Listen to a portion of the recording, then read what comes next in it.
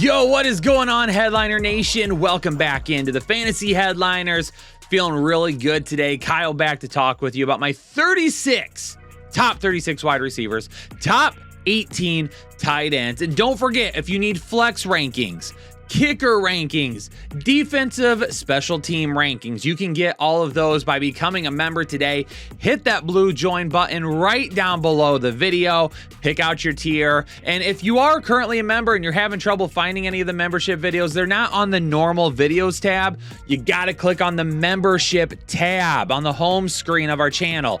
Click on the membership tab. It's going to show you every video, every post, everything that you get for being a member. But we gotta hop right into it. And one thing I just want to keep in mind as we go through these rankings, there are some still very fluid things with the rankings that we have to keep an eye on for injuries and other issues, and we'll talk about that why we go through it. But let's hop into the wide receivers. At number one this week is going to be Stefon Diggs. I'm loving this matchup for Diggs. Absolutely think he's going to be the wide receiver one this week. Cooper Kupp is like a wide receiver one every single week, it feels like. But I'm going to put him at number two. A little bit of a tougher matchup and a little banged up here towards the middle of the week. It sounds like missed practice on Wednesday. Sounds like he's still going to be good, ready to go, no issues whatsoever.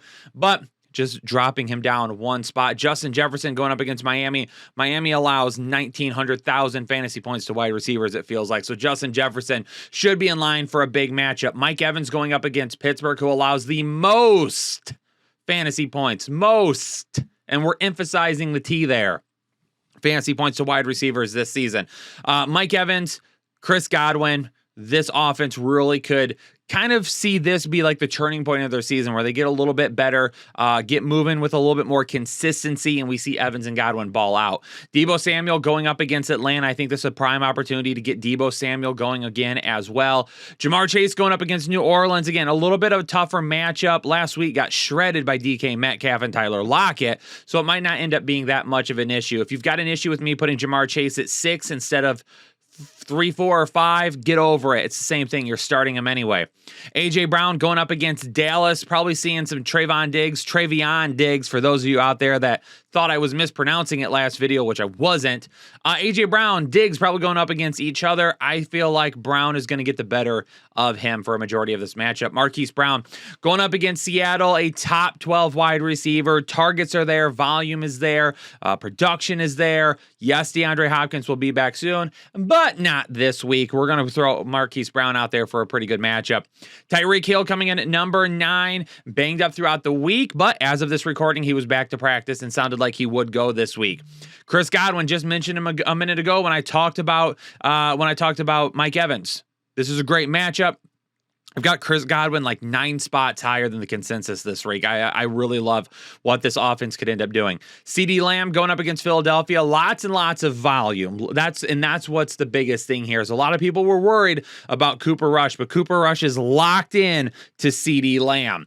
Jalen Waddle at number 12 going up against Minnesota, just like Tyreek Hill. Sounds like he was banged up. Back to practice, feeling all right. Yes, it is a third-string quarterback, but I just mentioned it ago. Remember when everyone was concerned about CeeDee Lamb when Cooper Rush was taking over?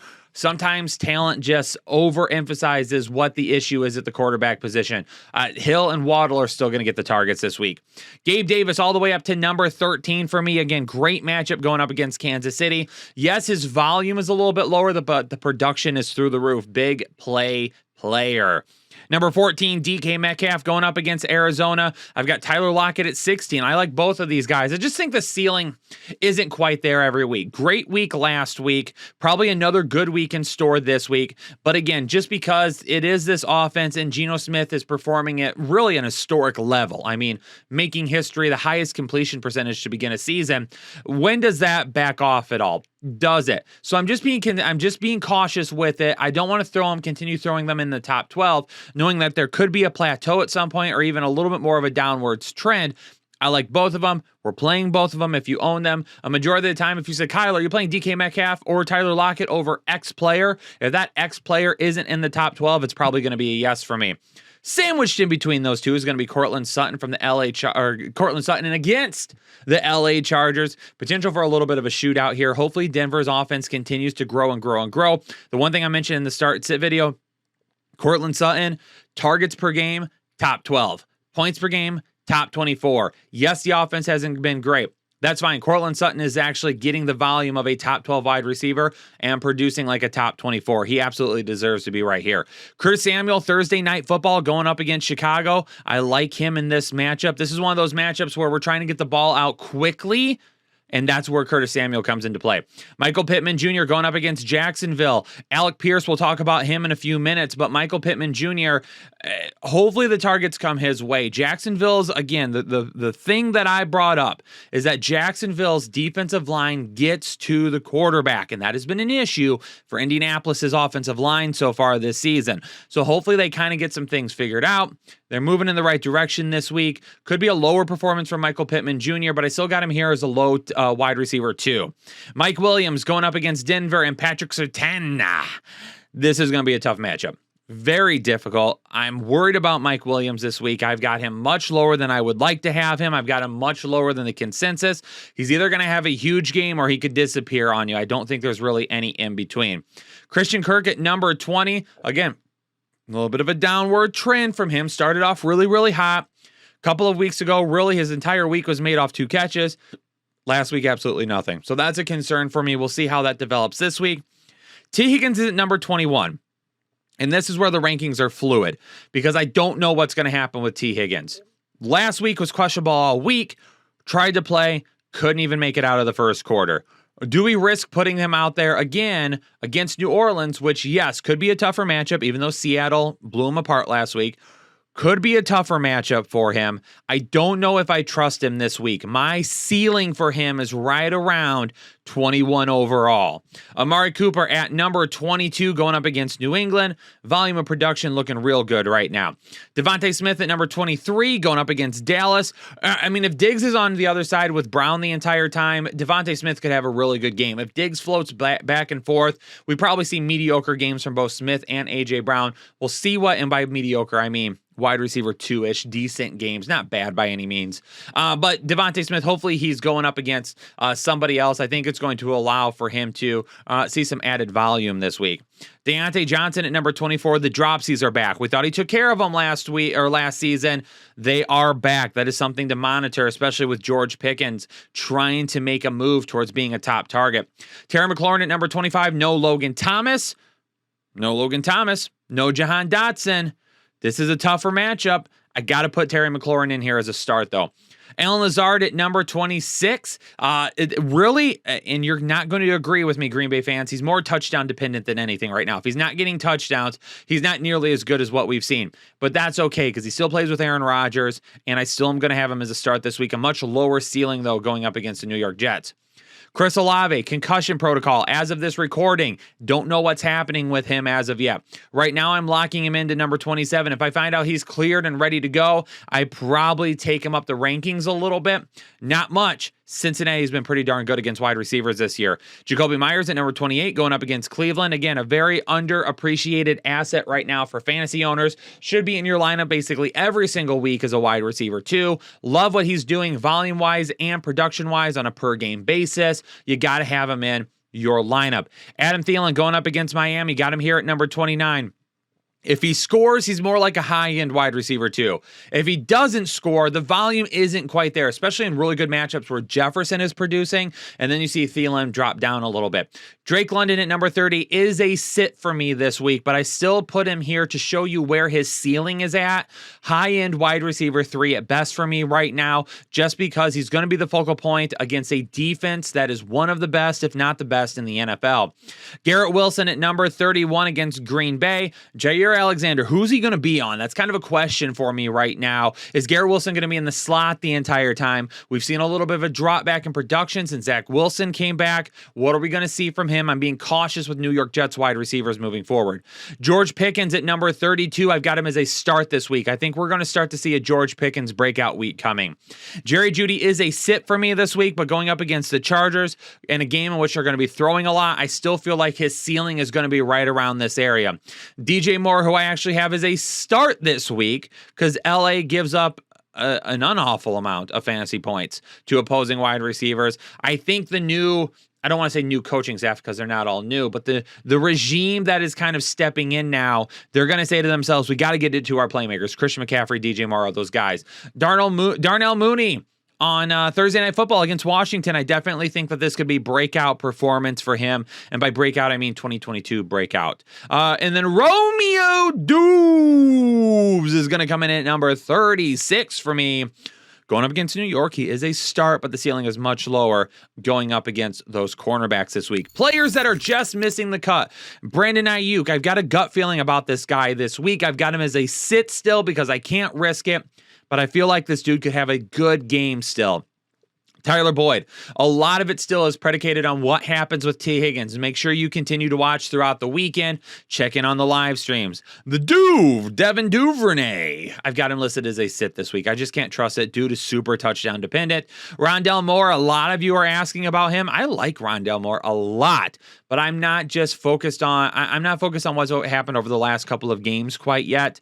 We got to see more consistency and the actual production start to creep up for him as well. Definitely a good opportunity for him, but remember, DeAndre Hopkins is going to be back, so be careful in the coming weeks. Alec Pierce still is a sit for me this week. Trust me, Pierce Truthers, I want to list him as a start. This is a tougher matchup. I still believe Michael Pittman is the wide receiver 1. Jonathan Taylor will be back this week, so hopefully they can get the run game going a little bit. I don't know what to expect. I still can't fully trust everything. Alec Pierce for me is a guy to hold on our bench because in better matchup, he's absolutely a start. This one is too difficult for me. Corey Davis is a start this week. Not a very high floor, as you can tell by not being in the top 36, or not a high ceiling being in the top 36, but still a guy that I think you can trust to get you 10 fantasy points. And then Randall Cobb. A lot of people asking about him and saying, hey, he was the wide receiver 1 last week. How do you not have him as a start this week? We've seen this since he came back to Green Bay, where he'll have a decent game, but then he won't be around the next game. And I feel like that could be another issue this week. I don't like the ceiling of him. That's why he's not in the top 36. All right, let's move on to the tight end position now. Kicking it off with tight end 1, Travis Kelce. Who else? I don't even care if it's against Buffalo. You're playing Travis Kelce. Mark Andrews at number 2. Running Mark Andrews out there against the New York Jets. Dallas Goedert going up against Dallas. Dallas versus Dallas. I like Goddard a lot. I like Goddard a lot this season, man. Called it before the season started. I thought him and Jalen Hurts would be on it. The one guy that really hasn't been affected by the inconsistencies of the passing game is Dallas Goedert. He continues to get his volume. Zach Ertz going up against Seattle. Seattle can't stop a tight end to save their life. Definitely like Zach Ertz going for some high volume, some high production this week. Tyler Higbee, not the highest ceiling guy at the tight end position, but outside of Kelce and Andrews, he might be the safest player at the tight end position. David Njoku going up against New England. The dude has been an absolute stud after his week 1 performance. He's been great since then. George Kittle going up against Atlanta. George Kittle going up against Atlanta. I love George Kittle this week. I do think it's a bounce back performance. Yes, I don't love the fact that he hasn't done anything as of recent, but this is one of those performances where you see guys jump back into the groove of things. Gerald Everett going up against Denver. This could be a tougher matchup for the wide receivers. Definitely going to get Gerald Everett back out there with no Keenan Allen this week, possibly again. Taysom Hill at number 9. He has the upside of tight end 3, but he has the floor of don't even consider playing him. A gadget player that is solely predicated on if they can get him in the correct situation. Hayden Hurst at number 10. Again, kind of based on Higgins at this point. If Higgins doesn't play this week, I actually probably bump Hayden Hurst up above George Kittle. Evan Ingram at number 11. A lot of volume last week, but again, we've talked about it before. Evan Ingram will have a good game and then disappear for weeks on end. Irv Smith Jr. going up against Miami. Great matchup for him this week. Will Dissly at number 13. Very touchdown dependent, but Arizona gives up a lot of points to opposing tight ends. Pat, the Muth, Freiermuth, still in the concussion protocol. I don't think he's going to play this week, but if he does, I'm going to put him right around this area because I believe that they do probably limit his snaps. Tyler Conklin at number 15. I've got him as a sit this week. I just don't trust what we're seeing from the New York Jets right now in terms of continuing to use Tyler Conklin. Big Bobby Tunyon against the New York Jets, extremely touchdown dependent. Dalton Schultz at number 17 against Philadelphia. He's a guy that's just not getting the looks from Cooper Rush, and he is also banged up right now. And then Mike Gesicki, I'm slipping into the top 18 here, just knowing that, again, the two wide receivers have been a little bit beat up. They seem to be good to go, and we're on the third string quarterback. Never know. Might be looking towards Mike Gesicki just a little bit. Ladies and gentlemen, there you have my top 36 wide receivers, my top 18 tight ends. Make sure you check out the update show on Friday where we update injuries and things throughout the week. Make sure you check out the live stream so we can get you any updated information that we get on Saturdays and Sundays. But hit the like button for me. Subscribe if you're new to the channel. Leave a comment down below. Let me know if you're not a member. And if you're not, what's stopping you from becoming a member? Let's see if I can put on my sales hat and convince you that it's time to finally join. I'm going to get out of here, though. Everybody, peace out. Stay safe and stay healthy. I'll catch you all in the next episode of the Fantasy Headliners.